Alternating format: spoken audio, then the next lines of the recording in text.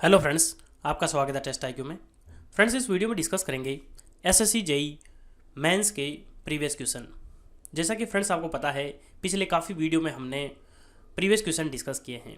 इस वीडियो में भी हम थर्मोडायनेमिक्स का 15 मार्क्स का क्वेश्चन डिस्कस करेंगे और ये बहुत ही ज़्यादा इंपॉर्टेंट क्वेश्चन है। क्वेश्चन दिया गया है, the properties of a certain fluid are related as follows.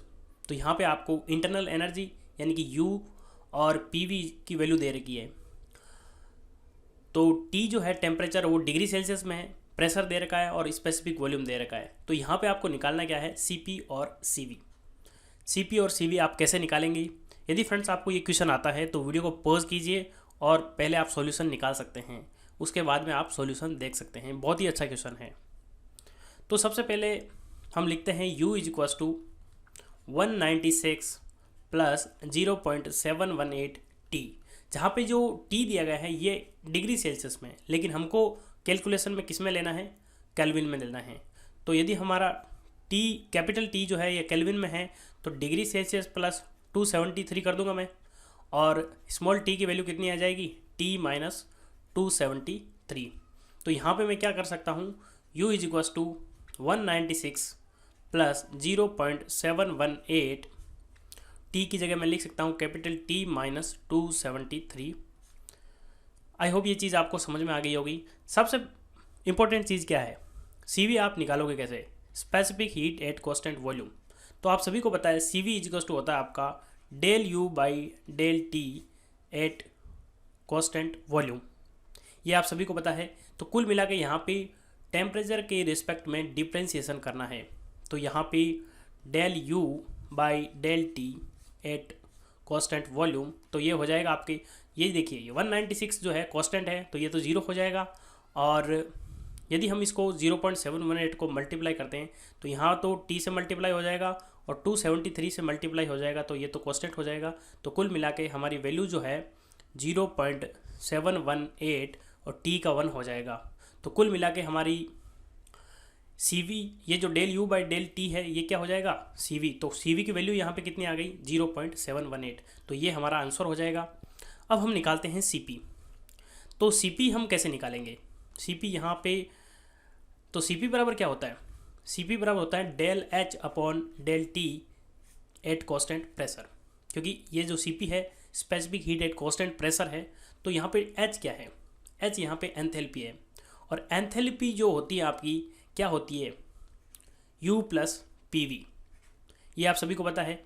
तो यहाँ पे H की वैल्यू क्या हो जाएगी, U आपको दे रखा 196 प्लस 0.718 और T की जगह मैं केल्विन में लिखूँगा तो T माइनस 273 कर दूंगा, और PV की वैल्यू यहाँ पे मैं लिख दूंगा कितनी है, 0.287 T प्लस 273। तो ये आपका कैपिटल T हो जाएगा। तो अब हमको सिंपली क्या करना है, CP की वैल्यू निकालने के लिए del H upon del T at constant pressure करना है। तो ये तो आपका कांस्टेंट है, 0 हो जाएगा और यहाँ पे बच जाएगा 0.718 प्लस यहाँ पे इस T का 1 हो जाएगा और ये वैल्यू कितनी आ जाएगी, 0.287। तो हम इसको यदि ऐड करते हैं दोनों को तो ये वैल्यू आती है 1.005 और ये किस में आएगी, किलो जूल पर किलोग्राम में आ जाएगी। ठीक है, तो यहाँ पे ये चीज़ आपको समझ में आई होगी कि CP और CV की वैल्यू कैसे निकालते हैं।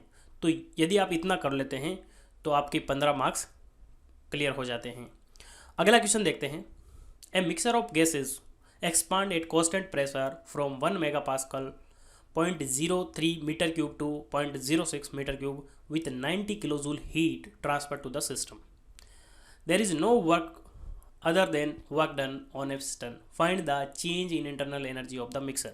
फ्रेंड्स, बहुत ही सिंपल क्वेश्चन है। ऐसे मैं क्वेश्चन आपको कई करवा चुका हूँ। यदि आपने प्रीवियस वीडियोस अच्छे से देखे हैं तो आप इस क्वेश्चन को आसानी से कर पाएंगे।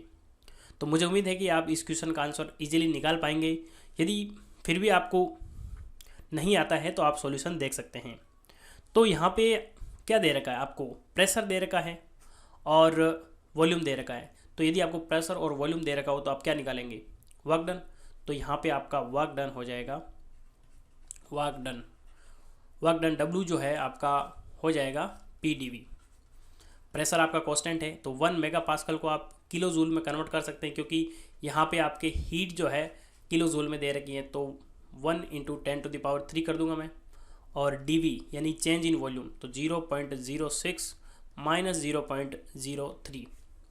तो यदि मैं इसको सोल्व करता हूँ तो वैल्यू यहाँ पे आ जाती है 30 किलो जूल। 30 kilo joule. तो यहाँ पे आपके पास वर्क डन आ गया, वर्क डन आ गया, और हीट आपको दे रखी है, और निकालना क्या है, इंटरनल एनर्जी। तो बिल्कुल ही सिंपल है, आपको पता है according to first law of thermodynamics, ऐसे आपको लिखना पड़ेगा, first law of thermodynamics, del Q = du + del W। तो हीट आपको दे रखी है 90 kilo joule heat transfer to the system. देखिए, आपको क्वेश्चन को अच्छे से पढ़ना है, क्योंकि टू द सिस्टम का मतलब क्या होता है, हीट सिस्टम के अंदर जा रही है, और यदि सिस्टम को हम हीट देते हैं तो उसको हम पॉजिटिव लिखते हैं। तो ये आपकी पॉजिटिव 90 हो जाएगी। डी आपको निकालना है, और वर्क डन आ गया आपके पास 30 किलो जूल। तो यहाँ पे आपकी इंटरनल एनर्जी आ जाएगी du = 90 - 30 यानी कि 60 किलो जूल। ये आपका आंसर आ जाएगा। ये आपकी du क्या हो गई, इंटरनल एनर्जी। तो यहाँ पे आप लिख सकते हैं इंटरनल एनर्जी, लेकिन ये इंटरनल एनर्जी नहीं है, ये है आपका change in internal energy. Change in internal energy, du = 60 kilo joule. इतना आप करोगे, बहुत ही छोटा सा क्वेश्चन था, लेकिन ये 15 मार्क्स का क्वेश्चन है। इतना आप कर देते हैं तो आपको मार्क्स मिल जाएंगे। फ्रेंड्स, मैं एक चीज़ आपको बता दूं, नोटेशन आप सभी लिखने पड़ेंगे। जैसे वर्क डन है तो बताना पड़ेगा कि W क्या है, वर्क डन है, और ये सारी चीज़ें लिखोगे तो आपको पूरे मार्क्स मिलेंगे। आई होप ये चीज़ आपको समझ में आई होगी। इस वीडियो में हमने 2 क्वेश्चन डिस्कस किए हैं। आपको वीडियो कैसा लगा कमेंट बॉक्स में ज़रूर बताना। यदि आपकी कोई क्वारी हो तो आप मुझे पूछ सकते हैं। तो वीडियो को कंप्लीट देखने के लिए धन्यवाद। मिलते हैं अगले वीडियो में, तब तक के लिए जय हिंद, जय भारत।